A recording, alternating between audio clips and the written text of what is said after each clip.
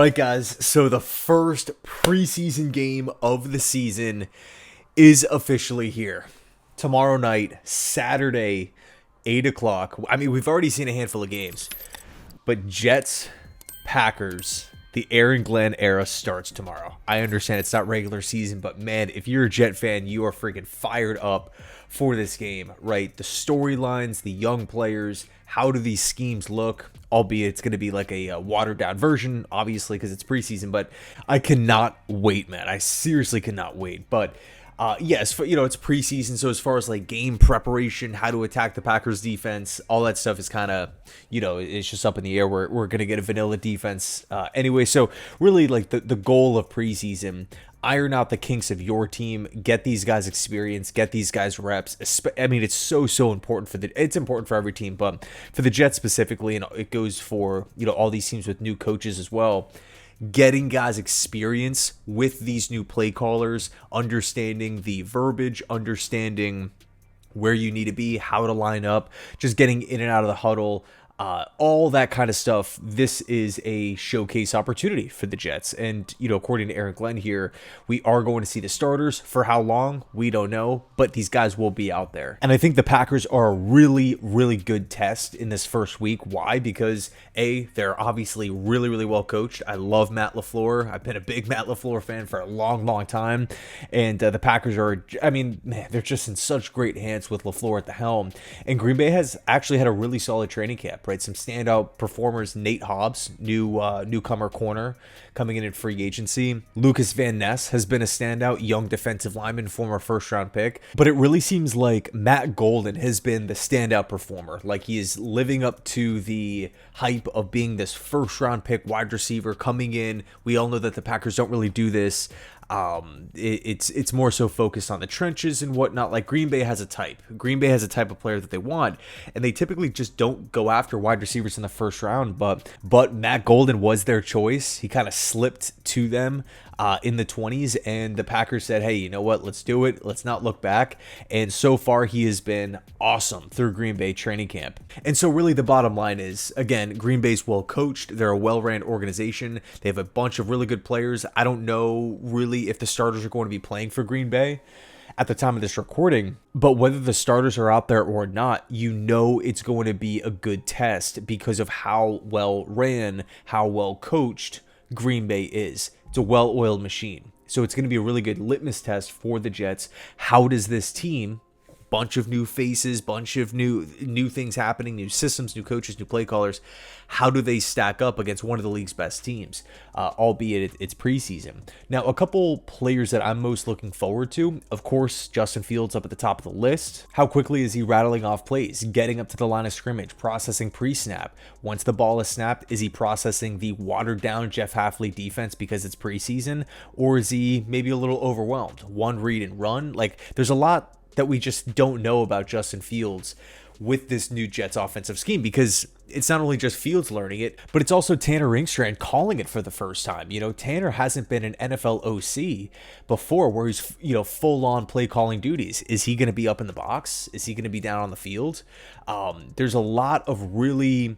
and this is why I was such a big proponent of the starters playing in the first place. There's so many like hidden nuance storylines that you can talk about. Like what happens if Tanner, again, the system can be an A+ system. Justin Fields can be, an A+ quarterback. Who knows? But if Tanner's play calls are coming in late, if he can't get plays into the huddle, there's going to be issues. So we have this prime opportunity on Saturday night to figure out what we're good at, figure out areas of improvement, and potentially address mistakes, address areas of concern that you're not really thinking about throughout the week. What happens if, maybe Aaron Glenn has a decision to override a play call or override something that he doesn't want to do? How quickly is that process happening? Tanner Ringstrand has not been an OC rattling in place to Aaron Glenn as the head coach before. Yeah, they work together, but they haven't actually, we haven't seen them execute that on an NFL field. And you can make that same point for the defense, right? What happens if Steve Wilkes is calling plays and I don't know, it's the opposite. He's calling them too fast. He's expecting a little too much from Jamie and Sherwood this early in camp. and Sherwood's like, hey, hold on a second, I have to maybe take an extra second to process, then to rattle it out to the defense. And then, of course, Monday, these issues can be addressed, and then everyone can kind of get back on the same page. So again, I think this game is going to be a great litmus test. It can potentially iron out some issues. It can highlight what we do well, and it could reveal hidden strengths or weaknesses that this football team has. So I can't wait to see how the offense looks, how Justin looks, but outside of Fields, I'm curious to see how this offensive line performs, right? Green Bay, you know that they have a lot of power on that defensive line. Armand Membu, top 10 pick. He's had a pretty impressive camp so far, all things considered, going up against Will McDonald and whatnot. But in the running game, Membu has been great. And of course, we do have future preseason games against the Giants and the Eagles, one joint practice against the Giants. But this week specifically against Green Bay, it's your first crack, right? First crack at the bat. Let's see how this running game translates. It's been a big storyline all camp. Can they move this Packers defensive line around a little bit? And again, who knows if the starters are going to be out there, but if we can just lay out some positive tape, like, hey, we're doing this every day in practice. The running game is what we want to build this offense around. We're seeing it every single day. We get to the first preseason game against the Packers, and then boom, we're having a ton of success. That would be a huge W. As far as wide receiver 2 is concerned, can maybe someone separate themselves from the pack, right? Think back years ago, Robbie Anderson, undrafted free agent coming out of Temple. He really burst out onto the scene in preseason, scorching by corners, getting in the end zone for TDs. Like, everyone's looking around. Who's Robbie Anderson? He was just brought in. How does he look like an NFL veteran flying by guys? And lo and behold, he made the team. Preseason is such a great showcase opportunity for these younger guys, whether you're a high-end draft pick like Membu, Zari Thomas, who's injured, Mason Taylor, who's injured, but whether you're a high-end draft pick or an undrafted free agent, you have a shot. You have an opportunity to turn heads, make plays. And speaking of those undrafted free agents, we've had a couple of standout performers. Number one, Brady Cook. He's been quietly having a nice camp. Nick Ferry has actually been all over this, right? He continues to talk about Brady Cook making positive strides, taking steps in the right direction. The Jets opted to pass on all the rookie quarterbacks, right? Shedeur Sanders falling, all these different guys, Riley Leonard, Kyle McCord, all these late round guys that ended up going. The Jets passed, and they felt pretty good about Brady Cook. He was actually one of the highest rated undrafted free agents in the pool when the draft officially ended, and the Jets were able to scoop him up. I think part of the reason why they didn't go after a quarterback is because they liked Brady Cook that much. So to hear these positive updates, that's obviously great, but let's see it translate on the field, right? Because if Brady Cook can impress, if he's putting the ball in play and looks comfortable, he doesn't look like a deer in headlights, and I'm not expecting the guy to be perfect or anything, but can he show signs of positivity and success? Because if he does, if Brady Cook looks like impresses for 3 straight preseason games and he's on the practice squad, I would honestly feel really, really good about that. Just as a Jet fan here. The other undrafted free agents, Peyton Page, turning heads at the defensive tackle position. Quinnen Williams is currently hurt, right? What's going on with Byron Cowart? He's currently hurt. Maybe more opportunities, maybe more reps for a guy in Peyton Page who's been impressing. Who else? Pritchard at the wide receiver position. Could maybe him and Brady Cook get on the same page early and we can see some impressive, like, flashy types of plays there? That would be really cool. Donovan Edwards at the running back position, someone who I'm excited to see with an NFL helmet on. Really liked his skill set back at Michigan, kind of this do-it-all back. How does he look? And then someone else who I'm really looking forward to has had some standout days. Not an undrafted free agent in this cycle, but the previous draft class, Jarius Monroe, coming out of Tulane, he was a corner, but safety now for the Jets. Supposedly working with Aaron Glenn, Steve Wilkes. He's been improving at a pretty solid rate. Can Monroe carry the impressive training camp performances over to the game on Saturday night? And so let's take a look at a couple matchups as well, right? Because the Packers are pretty deep at some specific rooms, one of which is tight end. Another position where Green Bay just has a lot of young talent, wide receiver, Reed, Dobbs, Christian Watson coming back from the ACL, newcomer Matt Golden, right? Green Bay, they just feel stocked full of young, talented wide receivers. And on one hand, I'm looking forward to the matchup. How do these wide receivers, of course, minus Christian Watson, how do they all do against the Jets corner room? Because I would say right now, the cornerback position for the Jets is the deepest position on the team. I feel the best, like if I could look at any position on the team and feel the most maybe comfortable or relaxed, it's corner. If someone were to go down, I feel really good about the depth of the position.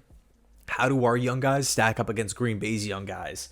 But also the other side of the coin, the Jets could. We all know that this team could use another wide receiver. We've talked about Terry McLaurin. We've talked about Amari Cooper, Keenan Allen now off the board.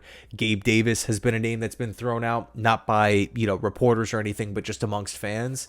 Juwan Jennings, a big fan of Juwan Jennings. I think that makes a ton of sense for this Jets squad. But what about Green Bay? Right, Matt Golden, obviously, he's going to be here for the long haul.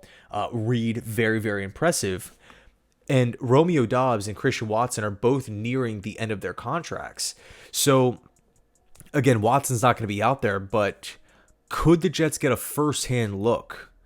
We've already brought in one former Packer and Josh Myers. Aaron Glenn going up against Myers in previous years. He was impressed with his play. Could Darren Muji be lurking in the shadows, right? Scouting these Packers wide receivers, seeing specifically how they go up against the Jets corners, how they go up against this Jets defense. Now, of course, Green Bay would have to be open to trading them. This is kind of like a deep rabbit hole here, but and also too, like, if you are the Packers, why, like, this is a win now football team with high expectations. Why would you trade like a win now piece at the wide receiver position? We all know these win now teams need depth. Look at the Detroit Lions, what all those injuries did to them last season. But if they get a good offer, if the Jets are blown away with one of these guys, and it might not just be like overall production, but just like how they're like the eye test. If one of these guys are maybe passing the eye test, could Darren Muji potentially phone in and offer a mid-round pick for one of these guys? And also, too, from Green Bay's perspective, what's the realistic maybe likelihood that they're going to be handing out extensions for Christian Watson, Romeo Doubs? Matt Golden's on a rookie deal. Reed, I would say, is one of the most impressive, or probably from what we've seen so far, the most impressive out of the bunch, in my opinion. Not to mention Dontavian Wicks and Savion Williams, right? Savion Williams was just scooped up in this year's class. So, this Packers team that had a handful of young wide receivers on their roster went out and drafted 2 more. So if they could potentially get ahead of one of these guys walking, whoever it may be, do they want to maybe just flip them now for a draft pick? It's an interesting question for sure to throw out there. I don't know if the Packers would be open to listening to deals, but I do feel like when you're just chocked full of talent at one specific spot and you don't know if you're going to bring all of these guys back on rookie deals, because there's only one football that goes around. And we also know too, Matt LaFleur, I would say he's a pretty balanced offensive coordinator. He doesn't really lean one way too heavily. He likes to be open. He likes to have this kind of balanced attack. And Josh Jacobs is an absolute stud. So, there's going to be a lot of running. They're not going to completely abandon it. This is not going to be like the Jets of last season where they're, top 2, 3 in pass attempts and they're just hardly running the football at all. I think it's going to be a nice blend of passing and running. So, I don't know. We'll see. We'll see how it plays out. But anyway, let me know your thoughts down below in the comment section. What are you looking forward to most about Saturday? Can't wait. As always, thanks so much for watching, and go Jets.